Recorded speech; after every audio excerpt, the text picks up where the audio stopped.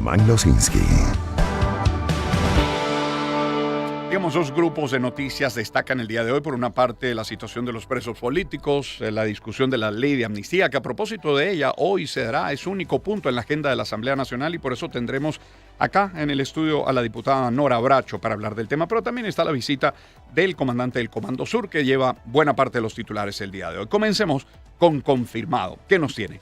Que familiares de detenidos por motivos políticos se concentraron este miércoles frente a la sede de la ONU en Caracas para denunciar el incumplimiento de las liberaciones prometidas por el gobierno nacional. Bajo el lema "Que sean todos", los ciudadanos mostraron pancartas y fotografías de los detenidos. También solicitaron intervención de la Cruz Roja para constatar la salud de los presos y atender cualquier circunstancia. Igualmente insistieron en la necesidad de cerrar todos los centros de detención. Esta última una cita textual. También en confirmado leemos que desde la zona 7 de Boleíta, en Caracas, se reportó la tarde del miércoles que otra familiar de detenidos por motivos políticos debió abandonar la huelga de hambre que mantenían desde hace más de 108 horas debido a un severo deterioro en su estado de salud.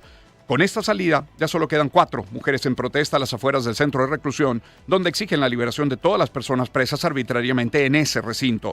Además, estas mismas madres cumplieron más de 40 días de protesta ininterrumpida a las afueras de la sede policial, donde duermen en colchones y carpas instaladas en el sitio, en medio de la constante presión de los organismos de seguridad. También encontramos en confirmado que María Alejandra Chuecos, esposa del detenido por motivos políticos venezolano Orlando Laufer, denunció este miércoles la grave situación de salud de su esposo y la falta de apertura de juicio en el caso conocido como Gedeón II. María Alejandra Chuecos explicó que su esposo se encuentra detenido en el centro penitenciario Hombres Nuevos, así se llama, luego de ser trasladado desde Yare II debido a un empeoramiento de su salud. Laufer padece un tumor cerebral metastásico y, según su familia, no ha recibido la atención médica necesaria durante su reclusión. También en este portal, en confirmado, leemos que María Alexandra Gómez, pareja del gendarme argentino Nahuel Agustín Gallo, publicó un mensaje desde su cuenta oficial en X en el que reclamó al Ejecutivo venezolano la liberación y comunicación con su esposo, detenido desde diciembre de 2024. Según expresó, su reclamo no fue político, sino humano, y pidió a las autoridades de Venezuela que, cito, "se termine este dolor que ya lleva 437 días". Gómez escribió la situación de Gallo como una herida abierta que se traduce en angustia, incertidumbre, aislamiento, señalando que la detención de 1 año y más de su hijo lejos de su padre no es un juego político, sino la vida de una persona y el sufrimiento de una familia. También leemos en Mundo UR que el Ministerio Público informó sobre el estatus legal del ciudadano Evanan Romero Gutiérrez, quien fue aprendido el pasado 13 de febrero en el Aeropuerto Internacional de La Chinita, de la ciudad de Maracaibo, en el estado Zulia. Informó que el procedimiento judicial no guarda relación alguna con temas petroleros ni con actividades conexas al sector. Mediante un comunicado se aclara que sobre el ciudadano pesaba una orden de aprehensión desde el 26 de mayo de 2025 por la presunta comisión de delitos de estafa y asociación. Tras celebrarse la audiencia de presentación el pasado 17 de febrero de este año 2026 y tomando en consideración la edad del investigado, el Ministerio Público solicitó ante el órgano jurisdiccional una medida cautelar sustitutiva consistente en un régimen de presentación. Esa solicitud fue acordada por el órgano jurisdiccional competente y esta última es una cita textual, lo puede leer en detalle en Mundo UR.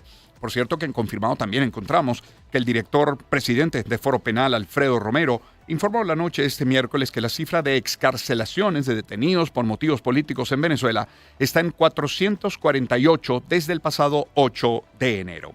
Ahora, sobre específicamente la ley de amnistía, el diario nos tiene, por ejemplo, que un grupo de familiares pidió este miércoles que 170 trabajadores de la estatal petrolera PDVSA, detenidos entre 2024 y 2025, sean incluidos en el proyecto de ley de amnistía que discute la Asamblea Nacional porque consideran que se trata de un caso político por violaciones al debido proceso, entre ellas haber sido capturados sin orden judicial. La abogada venezolana y familiar de uno de los detenidos, Simaru Fuentes, explicó en rueda de prensa en Caracas que confían en que la ley que se espera sea aprobada esta semana incluya a todos los detenidos por motivos políticos, pero advirtió que por el momento es un texto excluyente. Luego encontramos en confirmado que el politólogo director de los portales Punto de Corte, Nick Evans, o del portal Punto de Corte, Nick Ben Evans, informó la tarde del miércoles que un grupo de detenidos por motivos políticos excarcelados entregará un conjunto de recomendaciones para que sean incorporadas en ese proyecto de ley de amnistía que continúa en debate en la Asamblea Nacional. Durante una declaración pública, Evans explicó que aún hay tiempo para que las observaciones de las víctimas sean consideradas antes de que avance la segunda discusión parlamentaria. El también analista político indicó que incluso esperan que artículos ya aprobados puedan ser revisados a la luz de las observaciones formuladas por quienes padecieron prisión por razones políticas. Es un tema, y repito, tendremos nosotros a la diputada Nora Bracho a las 7 de la mañana acá en el estudio con nosotros para hablar del tema de esta continuación de la segunda discusión del proyecto de ley. Ahora, la otra información tiene que ver con la presencia del comandante del Comando Sur. Todo lo que sigue a continuación ha sido publicado en X, por ejemplo, en este caso estamos hablando de la cuenta de la Embajada de Estados Unidos para Venezuela. Dice: otro día histórico en el que dimos la bienvenida al comandante del Comando Sur, el general Donovan, a Venezuela. En Caracas, el general Donovan comenzó reuniéndose con su equipo, miembros de servicio de la Fuerza Conjunta, una vez más vigilando las instalaciones de la Embajada de Estados Unidos y con sus socios interinstitucionales. Luego se reunió con autoridades interinas para evaluar el tema de seguridad, garantizar la implementación del plan de 3 fases del presidente de los Estados Unidos y avanzar en el objetivo de una Venezuela alineada con los Estados Unidos. Se lee también en esa misma cuenta el comandante del Comando Sur de Estados Unidos, el general de Marina Francis Donovan, la encargada de negocios de la Oficina Externa de Estados Unidos para Venezuela, la embajadora Laura Dogu, y el subsecretario adjunto de Guerra para Asuntos de Seguridad y del Hemisferio Occidental se reunieron con autoridades encargadas venezolanas en Caracas el 18 de febrero de 2026. Durante el encuentro reiteraron el compromiso de Estados Unidos con una Venezuela libre, segura y próspera en beneficio del pueblo venezolano, de los Estados Unidos y del Hemisferio Occidental. Las conversaciones se centraron en el entorno de seguridad, en los pasos necesarios para garantizar la implementación del plan de 3 fases del presidente de los Estados Unidos, Donald Trump.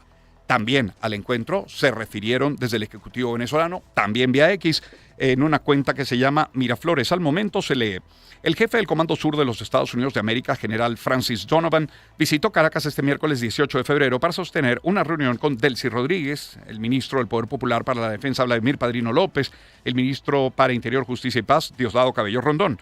Durante dicho encuentro, ambos países acordaron trabajar en el diseño de una agenda de cooperación bilateral para la lucha contra el tráfico de sustancias ilícitas en nuestra región, terrorismo y migración. El encuentro ratifica que debe ser el camino diplomático el mecanismo para resolver divergencias y abordar temas de interés binacional y regional de interés para todas las partes. Es lo que ha sido publicado, repito, en los 3 casos a través de la red social X en las cuentas de la Embajada y de Miraflores.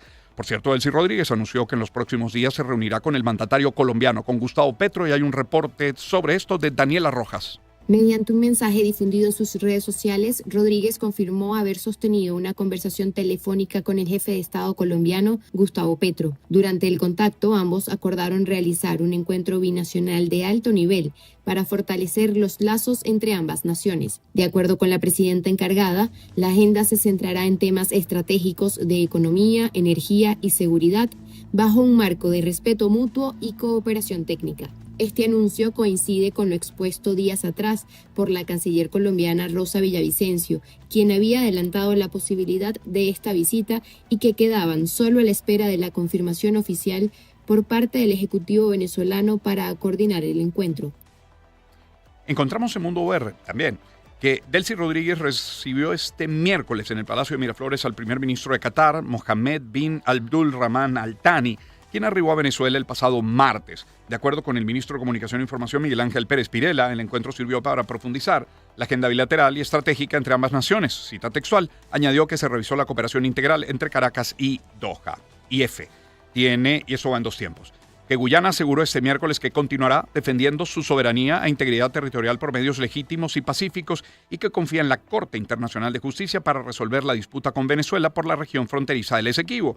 El Ministerio de Asuntos Exteriores de Guyana exhortó, a través de un comunicado, a Venezuela a renovar su compromiso con el derecho internacional, respetar el proceso judicial en curso ante la Corte y abstenerse de realizar acciones o declaraciones que puedan socavar la paz y la estabilidad en la región.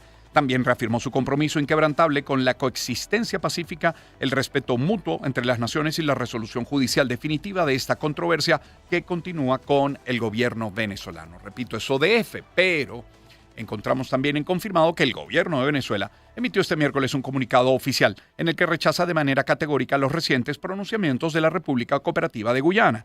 La misiva surge dentro del marco del 60 aniversario de la firma del Acuerdo de Ginebra de 1966, instrumento que Venezuela defiende como el único marco legal válido para dirimir la disputa territorial. Parte de ello, por cierto, fue leído el día de ayer. En el texto, Venezuela acusa a Guyana de intentar desvirtuar y desconocer las obligaciones vinculantes del Tratado de 1966. Según el gobierno venezolano, ese acuerdo establece que la controversia por la Guayana Esequiba debe resolverse exclusivamente a través de un arreglo práctico y mutuamente aceptable para ambas partes, lo que a juicio de Caracas excluye cualquier salida judicial unilateral. Son las 6:26 de la mañana. Vamos a comenzar con este otro tema. Economía. Hay mucho. No nos dará tiempo en esta primera parte de abordarlo todo. Lo interrumpiremos para ir al corte, pero en todo caso comencemos. Ya mucho de petróleo, lógicamente. AFP, por ejemplo, nos tiene que el gobierno estadounidense anunció este miércoles una licencia de explotación petrolera en Venezuela para la firma francesa Maurel & Prom, que se añade así a la lista de 5 grandes multinacionales del sector que ya pueden operar en el país. La Oficina de Control de Activos Extranjeros del Departamento del Tesoro actualizó la licencia general emitida la semana pasada que contenía los nombres de BP, Chevron, Eni, Repsol y Shell. La autorizan ahora a Maurel & Prom. Esta autorización permite realizar transacciones relacionadas con las operaciones del sector petrolero o gasífero en Venezuela por parte de esas 5 petroleras más la francesa bajo ciertas condiciones. Y en Reuters encontramos que el Departamento del Tesoro de Estados Unidos declaró el miércoles que las empresas que operan en el sector petrolero venezolano deben pagar impuestos, permisos y tasas locales al gobierno de Venezuela, mientras que las regalías y los impuestos federales deben dirigirse a un fondo administrado por los Estados Unidos. El Tesoro indicó que las regalías sobre energía, los gravámenes fijos por barril y los impuestos federales deben ingresarse en los fondos de depósito de gobiernos extranjeros administrados por la administración, valga la redundancia en la redacción de este texto, por la administración Trump. La información se encuentra en un documento titulado Preguntas frecuentes al que Reuters tuvo acceso antes de su publicación en el sitio web precisamente del Tesoro. Y en Reuters encontramos que varias refinerías estadounidenses, entre ellas Phillips 66 y Citgo Petroleum, están evaluando la posibilidad de adquirir crudo pesado directamente a PDVSA a partir de abril en un intento por mejorar márgenes y reducir la dependencia de intermediarios. Lo señalaron a Reuters fuentes conocedoras de las conversaciones. El interés surge tras la decisión de Washington de ampliar las licencias que permiten exportaciones de petróleo venezolano, un giro que ha comenzado a reconfigurar el flujo comercial del crudo de nuestro país, de Venezuela. Hasta ahora las compras se realizaban principalmente a través de Trafigura, Vitol y Chevron, que contaban con autorizaciones previas.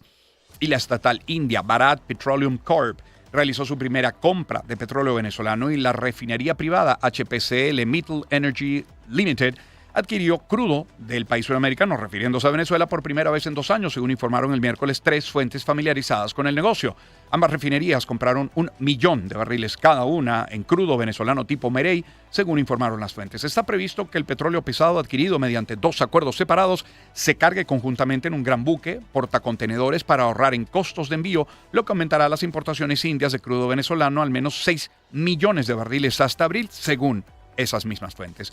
Y encontramos en Banca y Negocios que, de acuerdo con un reporte de Energy Now, el secretario de Energía de Estados Unidos, Chris Wright, proyectó un crecimiento relevante en la oferta petrolera de Venezuela durante una intervención en la conferencia ministerial de la Agencia Internacional de Energía en París. El funcionario estadounidense estimó que Venezuela tiene el potencial de incrementar su producción en varios cientos de miles de barriles diarios para antes de que concluya el presente año, lo que representaría un alivio para la estabilidad del mercado energético global. Y en Estados Unidos imputó al capitán de un buque petrolero que llevó a las fuerzas estadounidenses a una persecución de varias semanas por el Océano Atlántico tras ser detenido cuando se dirigía a Venezuela. Esta es la primera vez que la ofensiva del presidente Trump contra el petróleo venezolano deriva en cargos penales, y es un texto de The New York Times. El capitán Avtandil Kalandadze fue imputado por los delitos federales 2, según la acusación del 12 de febrero, de la que no se había informado anteriormente. El primer cargo acusa a Kalandadze de colocar de manera falsa la bandera de Guyana en el petrolero. Barco no estaba registrado en ese país en un intento de eludir su incautación por la Guardia Costera de los Estados Unidos el 20 de diciembre. La segunda acusa al capitán de no obedecer la orden de la Guardia Costera de detener el petrolero y permitir que las fuerzas estadounidenses lo abordaran. En lugar de ello, el barco, conocido como Bella 1 o Vela 1, que había estado navegando por el Mar Caribe en dirección a Venezuela, dio media vuelta hacia el Atlántico, perseguido por fuerzas estadounidenses. Por el camino, el barco cambió su nombre por el de Marinera y reclamó protección rusa. Su tripulación pintó una bandera rusa en el costado del petrolero y este se registró en la base de datos oficiales de buques de Rusia. Repito, todo un texto de The New York Times. Vamos a hacer un alto en la lectura de estos titulares. Volveremos sobre el tema económico, algunos otros aspectos de interés nacional, pero también todo el panorama internacional y deportivo. Mire, hoy tenemos baladas en el programa, pero para regalar, para repartir, para llenar el programa. Podríamos no hablar durante las próximas 3 horas y colocar balada. Y esta es una muy buena, muy dura en términos de letra. Habla de violencia doméstica. Es una enorme interpretación de Susan Vega. Y el tema lleva por título Luca. Encuentro de generaciones. Éxitos. Caracas, Valencia, Maracay, Puerto La Cruz, Puerto Ordaz, Barquisimeto, El Vigía, Mérida, Táchira, Margarita, Maracaibo, Maturín. Guarenas, Guatire. Éxitos. Sonidos en primera fila.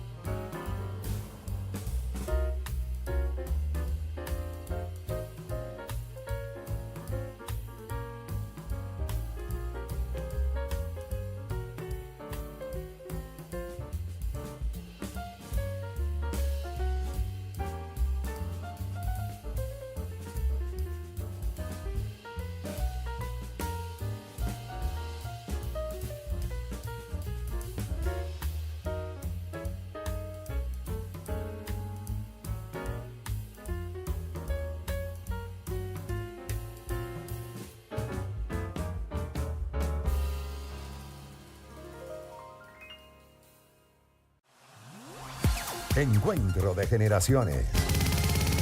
Éxitos.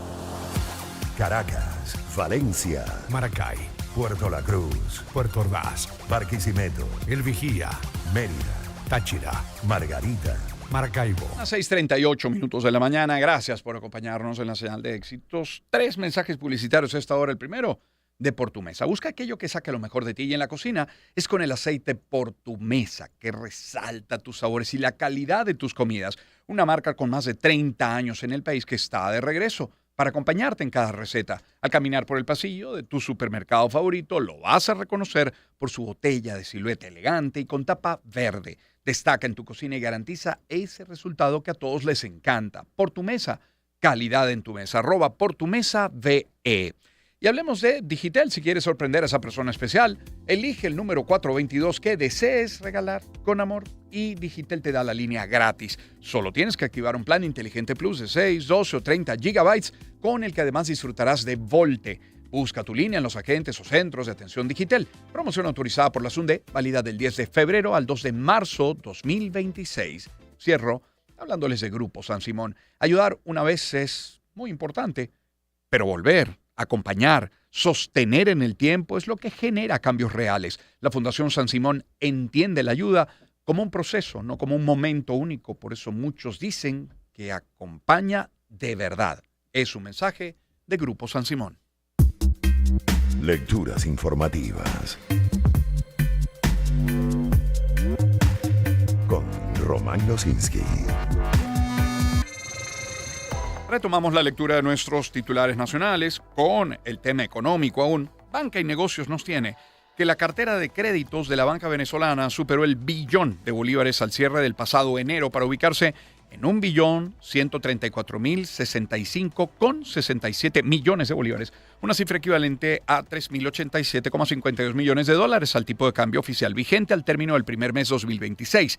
En bolívares, los préstamos totales subieron en enero pasado 19,1% en comparación con diciembre de 2025, mientras que en perspectiva interanual el alza fue de 731,1%. 731,3% de acuerdo con el más reciente informe bancario de la consultora Aristimuño Herrera y Asociados.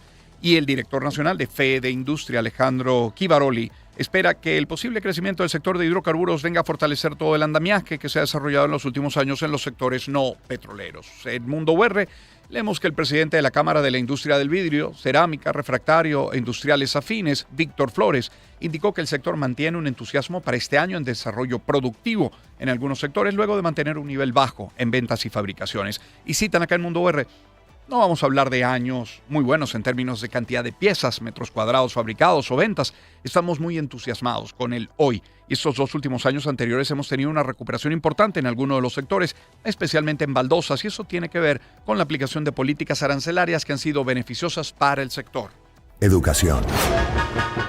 En el diario 2001 leemos que la Asociación de Profesores de la Universidad Central de Venezuela denunció el uso no autorizado de su logotipo en una convocatoria que circula por redes sociales para este viernes 20 de febrero en los espacios de la ciudad universitaria.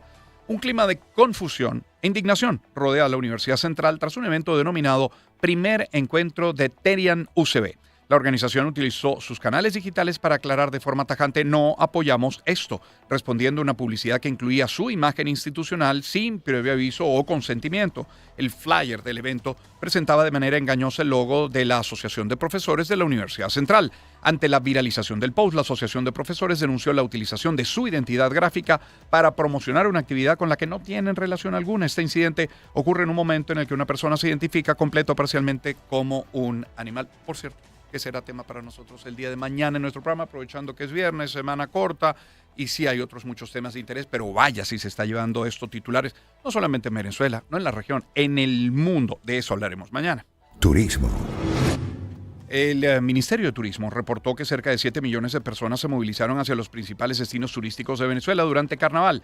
El Ministerio destacó en nota de prensa el 17 de febrero que el Ejecutivo activó el operativo Carnavales de Paz, con el cual desplegaron más de 400 puntos de información y atención al turista. De turismo estaremos hablando también el día de hoy con Juan Guinán. Eso será a partir de las 7:40 minutos de la mañana. Y Delcy Rodríguez se pronunció sobre los recientes hechos ocurridos en el Parque Nacional Morrocoy. Se registraron situaciones de uso indebido en los espacios recreativos y afectaciones al entorno natural durante las celebraciones de Carnaval 2026. Lo tiene confirmado. Destacó Rodríguez la importancia de mantener el equilibrio entre recreación y respeto a la naturaleza, señalando que los espacios de diversión y cultura deben coexistir con la protección ambiental. Lo cierto es que sobre lo que ocurrió allí, en Falcón, fueron detenidos 3 ciudadanos por presuntamente cometer delitos ambientales en el Parque Nacional Morrocoy. El reporte lo tiene Douglas Durán. La detención la realizaron funcionarios del Comando y Destacamento de Vigilancia Costera en Cayo Los Juanes, perteneciente a Morrocoy. Según el reporte de las autoridades, 2 ciudadanos realizaban un uso inadecuado de productos químicos en un yate, situación que fue denunciada por fundaciones dedicadas al cuidado del medio ambiente. Los detenidos responsables de la embarcación y quienes festejaban con aerosoles prohibidos para el lugar quedaron identificados como Eduardo José y Daniel Emiro. En el procedimiento también fue aprehendido un hombre que comercializaba los productos, al cual se le decomisaron 21 aerosoles y espumas por incumplimiento de las normas del uso del parque. Ahora, los 3 ciudadanos quedaron a la orden del Ministerio Público por la presunta comisión de delitos ambientales. Solo una muestra de todo lo que ocurrió en estos carnavales 2026, repito, de lo que estaremos hablando un poco más adelante en nuestro programa el día de hoy. En Mundo UR también leemos que autoridades del municipio de Rómulo Gallegos en el estado Apure establecieron una serie de normas y multas de cara a las fiestas del Orsa con el objetivo de evitar desórdenes o incidentes durante esas celebraciones. En primera instancia, durante las fiestas están prohibida la circulación de vehículos con equipos de sonido de alta potencia. Lo mismo ocurrirá con el uso de espumas de carnaval o polvos de colores. Queda prohibida la ejecución de géneros musicales o la presentación de espectáculos cuyo contenido lírico o visual promueva la violencia, apología al vicio o atente contra los valores familiares. Es una nota textual. Sucesos.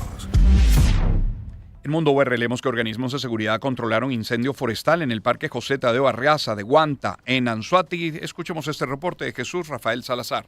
Pasadas las 9 de la noche del martes 17 de febrero, un incendio forestal en el Parque José Tadeo Arreaza Calatrava sorprendió a los habitantes del municipio Guanta tras el cierre de la celebración del carnaval en el centro de la ciudad. En el despliegue de seguridad y prevención participaron bomberos estadales, guardaparques, protección civil e integrantes de otros organismos de seguridad ciudadana, quienes tras 7 horas de trabajo, a las 4 de la mañana de este miércoles, lograron controlar el incendio que afectó al conocido Valle de Guanta, pulmón vegetal de la localidad. Luis José Marcano, gobernador del estado Anzoátegui, miércoles 12 de la noche. Gracias a Dios podemos decir, hay un nivel de control importante, de tal manera que llamamos a la población, sobre todo de Guanta, a tener absoluta certeza y confianza en el trabajo que se está realizando y ya en las próximas horas, pues por supuesto tendremos un control total de esta situación. Por su parte, el alcalde del municipio Guanta, Ginder Saldivia, informó que el despliegue se mantiene activo para neutralizar pequeños puntos calientes que estarán monitoreando con el fin de evitar una propagación. Entre tanto, los organismos de seguridad ciudadana investigan las causas del siniestro. Y desde ayer miércoles y hasta el 28 de marzo, estamos en Cuaresma, un tiempo de preparación de cara a la Semana Mayor. Tenemos este reporte de Mardo Leiprin. La Cuaresma es un tiempo de gracia que recuerda los 40 días de Jesús en el desierto y los 40 años del pueblo de Israel en el desierto. Un periodo en el que la iglesia busca prepararse para la Pascua, para los días santos. Y ese proceso incluye prácticas para renovar la fe. Padre Enrique Llanes, 2 de la tarde. 40 días de oración, de ayuno, de limosna, de contemplación, para prepararse así a los días santos. Más allá de acciones externas, también se trata de un tiempo de revisión y conversión. Y por supuesto, se invita a los fieles a que durante los días de Cuaresma reciban el sacramento de la reconciliación. Es una buena forma de preparar el corazón a vivir los días santos. Durante la Cuaresma también se busca la reconciliación y se apoya en acciones de caridad. De hecho, la Conferencia Episcopal, a través de Cáritas de Venezuela, estará llevando a cabo la campaña Compartir bajo el lema Curar la herida, abrazar la vida. Y cerramos los titulares nacionales con esta nota de confirmado. Y es que el gremio empresarial está de luto. El lunes falleció José Francisco Natera Martínez, quien ejerció como presidente de Fedecámaras entre 1997 y 1999. A través de una publicación en X, Fedecámaras destacó la trayectoria de Natera como un gremialista de gran relevancia, cuya labor fue fundamental en la promoción y defensa de los intereses empresariales en las regiones y en el país. Durante su carrera, Natera Martínez ocupó cargos de alta dirección presidiendo la Cámara de Comercio e Industria de Caroní entre 1974 y 1978. Además, se desempeñó como consejero permanente de la Federación, enfocando sus esfuerzos en fomentar la participación del sector privado en la provincia, en la dinámica económica del país todo. 647. Planeta de Naciones. Internacionales. Aunque vamos a comenzar por Sudamérica, quiero abrir paréntesis para mencionar esto, que es información de último minuto. Tendrá unos 15, 20 minutos aproximadamente de haberse conocido. En este caso lo tomamos del mundo, y es que quien fue príncipe Andrés, el hermano del rey Carlos III de Inglaterra, ha sido detenido bajo sospecha de mala conducta en un cargo público, según ya anuncia la BBC. Esta detención llega después de que el primer ministro británico, Keir Starmer, afirmara este jueves que nadie está por encima de la ley al referirse al caso del pederasta convicto estadounidense Jeffrey Epstein, pero no quiso decir si Andrés Mountbatten Windsor, hermano del rey Carlos III, debería presentarse voluntariamente a la policía. Él, que fue príncipe, Andrés, a quien su hermano le retiró todos los títulos nobiliarios, es centro de un gran escándalo en Reino Unido por sus pasados vínculos con Epstein y tras develarse unos correos que muestran que al parecer compartió con el pederasta documentos sensibles del gobierno hace ya algunos años, según recoge en este caso F. El texto es de El Mundo. Ahora, sí, comenzando el recorrido en Sudamérica, el Congreso de Perú eligió el miércoles al octogenario parlamentario de izquierda José María Balcázar como nuevo presidente interino del país en sustitución del derechista José Gerí, al que el legislativo peruano destituyó en la víspera tras apenas 4 meses en el cargo. A ver, vamos a conocer algo más de José María Balcázar a través de este reporte de Oliver Rodríguez. Balcázar, de 83 años, abogado y congresista, asumirá la presidencia de forma temporal hasta julio, cuando el país elija un nuevo mandatario en las urnas. Durante sus primeras declaraciones, el nuevo jefe de Estado reconoció la gravedad del momento político y afirmó que el actual sistema enfrenta serias dificultades. Escuchemos. Entonces, amigo, yo creo que aquí, me permito no cansarlos, pero sí decirles de que me siento honrado con el voto de ustedes para hacer y reescribir este nuevo parlamento, y que pueda decir a los peruanos, oiga, sí es posible construir una democracia, pero una democracia de verdad. La democracia no está funcionando, es una democracia formal. Entonces yo creo que si esa democracia no tiene sus propios correctivos en el futuro, va a desaparecer. Su designación se produce luego de que el Congreso destituyera a José Gerí en medio de investigaciones por presunto tráfico de influencias, lo que convierte a Balcázar en el 8º presidente peruano en menos de 10 años y refleja la persistente inestabilidad institucional del país. El nuevo mandatario interino tendrá como principal reto garantizar la gobernabilidad y conducir al país hacia las elecciones generales previstas para este año. En Lima, Oliver Rodríguez, Unión Radio. Por su parte, José Gerí aseguró este miércoles que deja el cargo con el corazón lleno y en paz y anticipó que reanudará sus labores como congresista para seguir trabajando por un Perú seguro y digno para todos. Esta última, una cita textual. Ahora, el vicepresidente de El Salvador, Félix Ulloa, justificó que el presidente Nayib Bukele rompiera el candado constitucional, así lo llama, candado constitucional, para poder presentarse a cuantas elecciones considerara, ya que dispone de la mayoría del respaldo del país. Y citan acá en Europa Press, no es que se esté reeligiendo, es que sigue gozando del apoyo popular. Y muy atinado Europa Press cuando redacta excusó, es decir, lo utilizó como excusa. En todo caso, vamos a AFP, donde leemos que las centrales obreras de Argentina han convocado para este jueves una huelga general en protesta contra el proyecto de reforma laboral impulsado por el gobierno del ultraderechista Javier Milei, que debatirá el Pleno de la Cámara de Diputados. Y de allá a Colombia, el Ejército de Ecuador anunció la detención de Kevin Daniel alias Camilo, cabecilla de las disidencias de las FARC, junto a otros 10 integrantes de nacionalidad ecuatoriana, en un operativo llevado a cabo en la provincia de Esmeralda, cerca de la frontera con Colombia. Allí en Colombia, 94.000 familias damnificadas, 11.000 hectáreas inundadas y 4.000 viviendas destruidas es el saldo que se registra en Colombia a causa de las fuertes lluvias. Tenemos un reporte desde Bogotá con Oscar Pineda.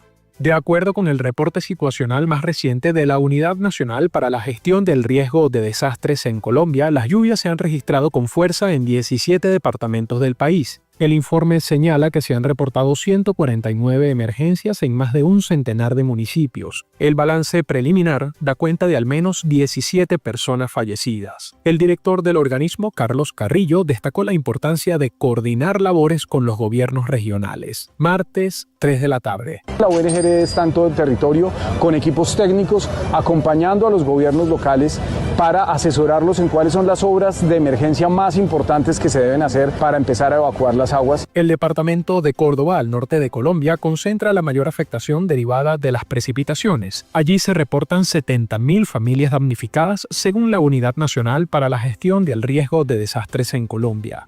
Y mire, el candidato independiente a las presidenciales de Colombia, Daniel Palacios, quien se encuentra en Estados Unidos promoviendo su propuesta de mano dura contra el crimen y el narcotráfico en el país, aseguró en entrevista que si resulta elegido, Bogotá y Washington pueden desarrollar los lazos más sólidos de su historia común gracias a sus intereses compartidos. Es una nota de F. Norteamérica.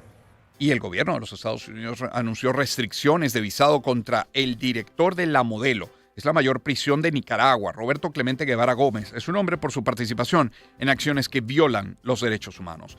Y 8 esquiadores fueron hallados muertos. Uno más se encuentra desaparecido tras ser arrastrados ayer martes por una avalancha en el estado de California, en el oeste de Estados Unidos, según informaron este miércoles las autoridades que habían emprendido una búsqueda contrarreloj. Así lo recoge F.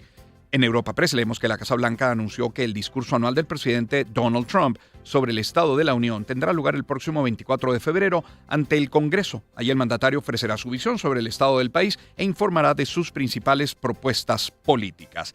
Estados Unidos acusó a China de haber llevado a cabo una detonación nuclear encubierta en 2020 y advirtió que el gobierno del presidente Trump podría retomar sus pruebas atómicas por primera vez en 3 décadas para no quedar en desventaja, cita textual.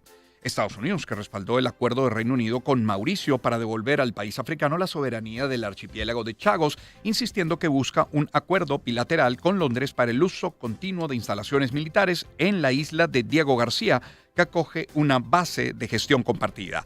Washington será sede de la primera reunión de la Junta de Paz impulsada por el presidente Trump. Tenemos un reporte sobre este tema desde Miami con Stephanie de Sousa. El evento contará con la participación confirmada de líderes y dignatarios de más de 20 países, según informó la Casa Blanca. La cita se celebrará en el Instituto de Paz de Washington, recientemente rebautizado con el nombre del mandatario, y busca abordar conflictos internacionales, comenzando por la situación en Gaza. La secretaria de prensa de la administración, Karoline Leavitt, explicó que el presidente inaugurará el encuentro con un discurso y presidirá formalmente el inicio de la reunión antes de viajar al estado de Georgia.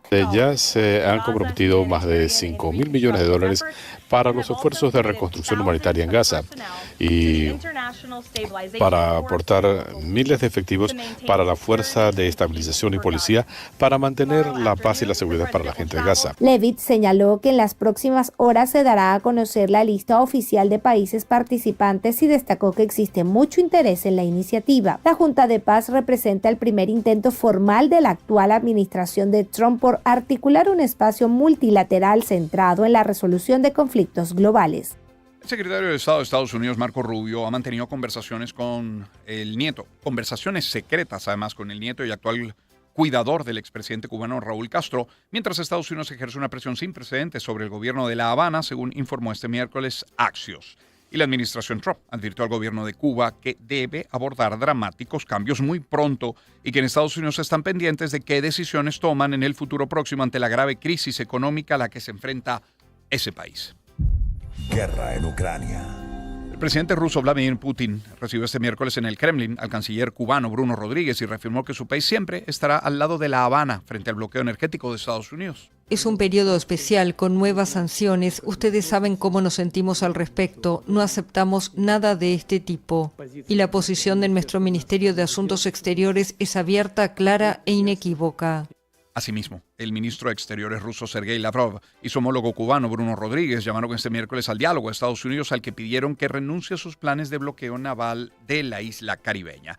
Y las negociaciones trilaterales entre Rusia, Ucrania y Estados Unidos en Ginebra concluyeron este miércoles sin avances concretos hacia la paz tras 2 jornadas de conversaciones que ambas partes calificaron de difíciles. El jefe de la delegación rusa, Vladimir Medinsky, agregó que una próxima reunión se realizará pronto sin precisar fecha o lugar.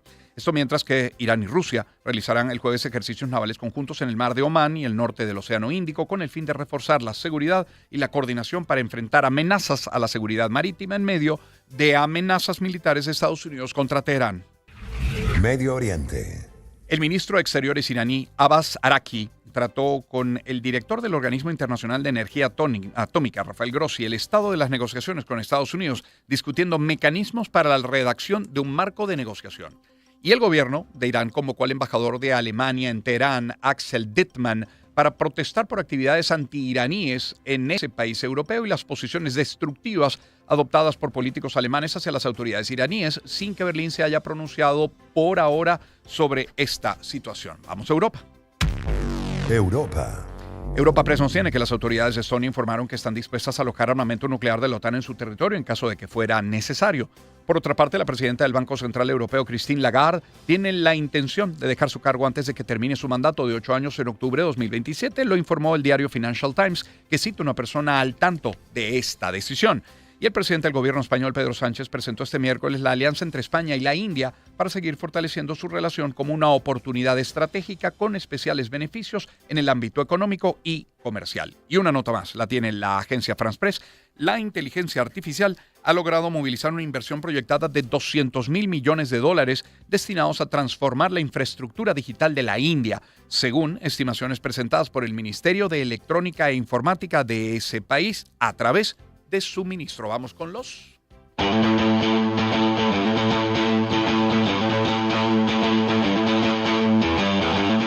La gloria de competir. Deportes. Con Román Losinski. Mira, la UEFA estudia ya el informe oficial del partido Benfica-Real Madrid, que terminó 0-1, y el incidente entre el brasileño Vinicius Junior y el argentino Gianluca Prestiani, quien supuestamente le profirió insultos racistas para la apertura de un procedimiento y la adopción de posibles sanciones disciplinarias. El organismo confirmó la revisión de los informes de los encuentros jugados el martes correspondientes a la ida del playoff de la Champions, entre ellos el de Lisboa, en el que el árbitro aplicó el protocolo antirracismo después de que Vinicius le avisara de que Prestiani le había insultado tras su celebración del único gol del partido. Ayer, por cierto, hubo jornada de Champions también, cerrando estos partidos de ida.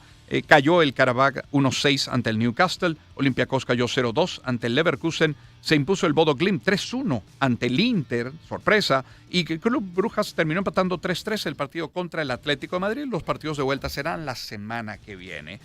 Milan empató 1-1 ante el Como de San Siro por la fecha 25 de la Serie A. Nico Paz anotó para la visita, que controló el juego durante gran parte del partido, hizo méritos para llevarse los 3 puntos. Rafael Leao aprovechó su chance y rescató una unidad para el dueño de la casa. En baloncesto, el seleccionador de Venezuela, Francisco Segura, anunció este miércoles la convocatoria del Quinteto Nacional para la segunda ventana clasificatoria de cara al Mundial FIBA 2027, que se va a realizar en Qatar. El director ejecutivo de la Asociación de Jugadores de la MLB anunció su renuncia este martes a menos de 10 meses de que expire el actual convenio colectivo de trabajo. Según reportes publicados por el portal MLB.com, Clark ha estado bajo investigación federal por el Distrito Este de Nueva York desde el año pasado por presuntas irregularidades financieras.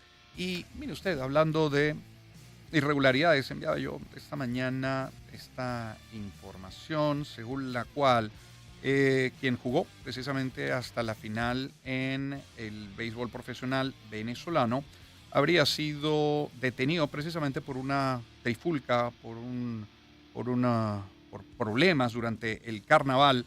Me refiero, aquí lo tenemos, que detienen al ex Grande Liga Rugner Odor por riña colectiva en Tucacas durante carnaval.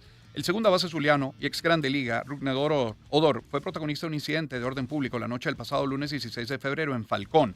Funcionarios de la Policía Nacional Bolivariana detuvieron al jugador en la avenida Libertador de Tucacas tras registrarse una pelea colectiva en plena zona turística durante el asueto de carnaval. Entre otras cosas, esta nota recoge parte de su trayectoria. Rangers de Texas, 7 temporadas, Yankees de Nueva York, 1 temporada, Orioles de Baltimore, otra temporada, Padres de San Diego, 1 temporada, saltó al béisbol asiático en 2024, luego en Japón, en el ámbito local, defendió la camiseta de Águilas del Zulia antes de unirse a la nave turca para la zafra 25-26, 7:01 de la mañana. Luego de la pausa estaremos conversando con la diputada Nora Bracho, diputada de la Asamblea Nacional por Un Nuevo Tiempo, a propósito de la ley de amnistía. Esa discusión de proyecto de ley va a continuar el día de hoy continuará la segunda discusión.